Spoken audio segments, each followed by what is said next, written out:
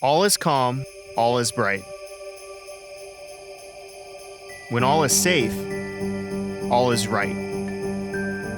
Enjoy peace of mind this holiday season with the Erie weather-ready all-wheel drive Honda CR-V. Visit us at Bianchi Honda, because together is a wonderful place to be.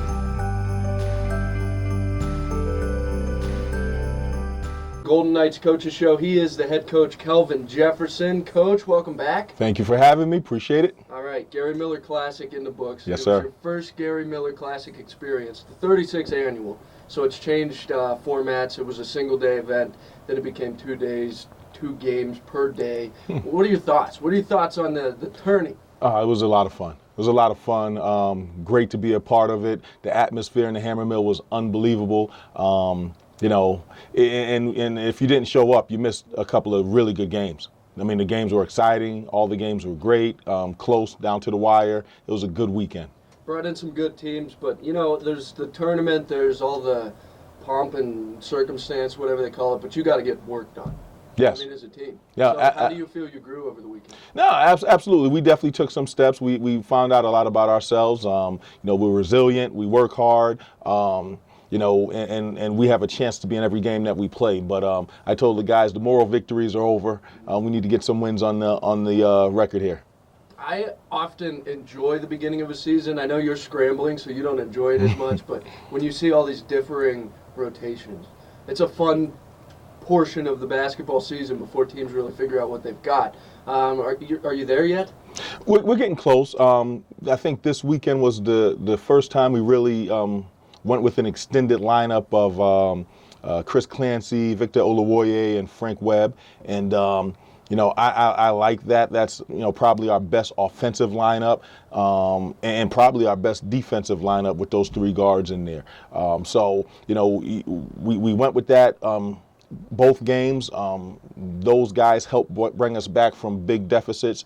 And I think that's something you'll see more of down the stretch. And you do have forwards there that are holding down the fort, but not a complete group right now. You're just getting banged up. No, we got a lot of guys banged up. Cyril's been out. It might be a month now with a concussion. Hopefully he'll be coming back soon. Maxie's got a strained Achilles, I believe that's what you call it. And, you know, some days he feels better than other days. And, you know, Monty came back this weekend, but, you know, now he's getting an x-ray for an arm injury, and we got our fingers crossed there. Dang. So Yes. just piling up. Piling up. What about the old man, Deontay Cicero? Keeps chugging along, man. He keeps chugging along. Does he like being the old man, or is that just something we talk about on the I think that's something we talk about. I think in his mind he's still the young guy, but that's okay. You know, whatever makes it work for him. He's that veteran presence, though. Really. Yeah, no, you know what? He's a calming presence. He doesn't get rushed. He's got a lot of poise. You know, he knows how to use his body, his angles.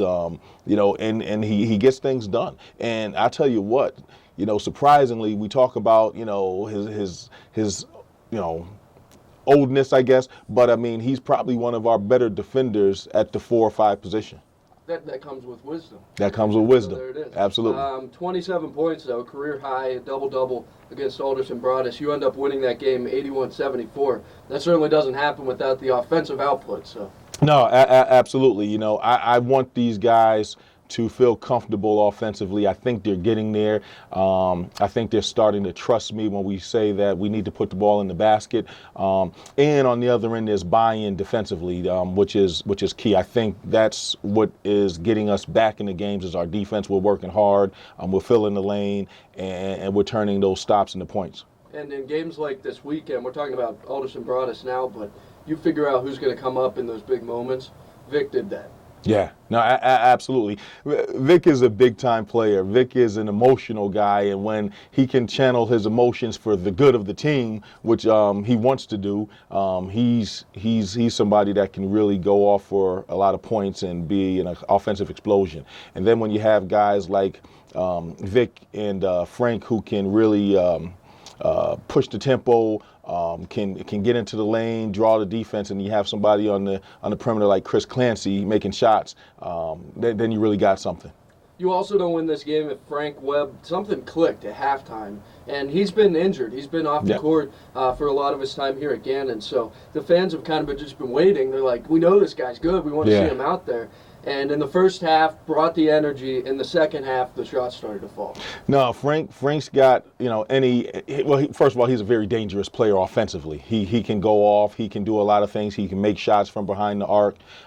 He can penetrate off the dribble. He's a big, strong, physical guard, and he's one of our better defenders. So, when he's got it going, when he's playing team basketball, he could be a major threat for us. You're down 10 at half. What was the demeanor? Obviously, they didn't. Which game? We've been there a couple of times. I guess so, yeah. I told those guys they have to trust the game plan. They have to trust the scouting report. They have to trust their teammates. I think early on in that game, there was a lot of one-on-one and guys trying to make things happen themselves and not trusting the game plan. Once they decided to stick to their defensive principles and run offense and share the ball with their teammates, then that's when we made the run and then came back and was able to take the lead. How much do you think that factored into the close game the following night against Ashland? Because, again, you had to withstand some punches. Well, I think that's part of it. But, listen, at the end of the day, Ashland is very good. Number 11. Yeah, number 11. And, what I told those guys is, you cannot make mistakes against a team this good. You have to run your offense. You can't turn the ball over. You can't have any defensive breakdowns. You have to be almost perfect in a game like that because they capitalize on mistakes. They execute offense. They do things that make a team number 11. In the second half, we were able to kind of calm ourselves and play Gannon basketball, and I think that helped cut the lead.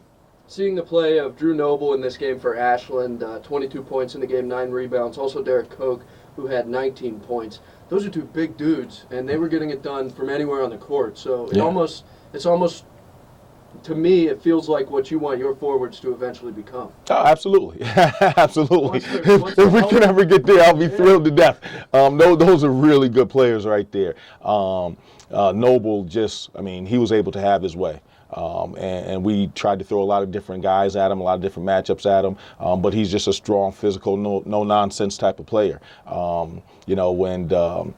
Koch, he's able to step out and make threes. So he becomes a difficult matchup because now you have our 4 men trying to go out and guard him. He can go inside, he can go outside. So it's really who you're going to guard him with. But those are really good players. What was forward play like when you started out coaching? Did they do all the different things that they do now? It was getting there. It was getting there where you had the versatility and you had the forward stepping out and the stretch fours and the hybrids and all that stuff. I don't even know the definitions of half of these things they say.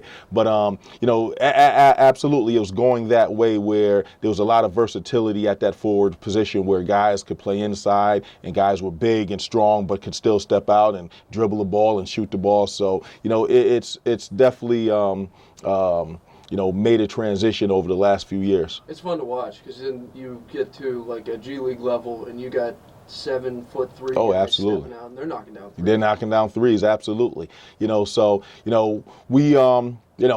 Deontay and Maxey who's been hurt, he's that type of guy. They're not as big and rugged as the guys at Ashland, but they're still very skilled players. I think younger too. Yes. In a lot of cases. Chris Clancy. I mean, we could go back and write a book on the way this kid's played. He's just a freshman. Yeah. Knocking down 4 of 5 against the 11th ranked team in the nation. Yeah. Not to mention the biggest shot, arguably, that kept you in it. Huge. It was 2 points with 40 seconds left? Yeah. It was definitely under a minute with 40 seconds. He knocks it down. And I will say this, the shot he missed was at the end of the shot clock. He threw one off balance at the end of the shot clock. So if he doesn't take that shot at the end of a shot clock, I mean, he's 4 for 4. with that said, I mean, he's played terrific. I'm so pleased with him. He's gaining confidence every game. But more importantly, his teammates are gaining confidence in him. They're actually talking in practice. We got to get Chris the ball when he's open. We got to find him. So they have a lot of confidence in him, and I think that's definitely helped him as a freshman. It's hard to come in and take shots, especially when you have upperclassmen. But he's done a good job of acclimating himself to the team. I did wonder how those upperclassmen would adjust because the volume of shots has gone up. 58 shots taken in the game against Ashland, but they're knocking them down. 61% in the first half, 46% in the second. So, I mean, basketball players make baskets, I guess. Yeah, no, and I tell you, you gotta score more than the other team to win. So you got to put the ball in the basket. We want to be aggressive. We talk about that all the time. We're going to be the aggressor. We're going to push the ball. We're going to get downhill. So the more shots you get to the basket, the more chances you have to put it in and get points on the board. We're going deep into the heart of Pennsylvania this weekend. Kutztown. Never been there. No? It's a nice campus. So I was there with football. Looking forward to it. It was warm. It was sunny. It was too hot. So we won't run into that issue. In the confines. Actually, the day I was there, they had like a 12-foot-long ice cream sundae in the gym. Is that right? So they were putting it to good use. Interesting. Nobody was out there running wind sprints preparing for the season. But Kutztown, have you gotten into Kutztown at all? Yeah, I mean, they're a good team. They're a team that, it's a little different from any team I think we've played. They play 4 out, so that 4-man we just talked about is in all essence, I mean, he's a guard. So, for guys like Kevin Dodd and Deontay Cicero, they're going to have to be able to guard on the perimeter. So that's a little different change for us. That forward may not be posting up much, so they have to get out there. They have to move their feet. And but for us, the way I look at it, the way we play defense translates well for this team just because we do shell all the time. We work on these situations, so it's going to be a great challenge for us. Awesome stuff. Kelvin Jefferson, head coach of the Gannon Golden Knights. First ever Gary Miller Classic for you. It's in the books. A lot of fun, a lot of work. Gary seemed to be happy. Shout out to Gary Miller. He seemed happy, had a nice sweatshirt on. He loves basketball. Yes. Thank you, Coach. Good luck Saturday. Thank you.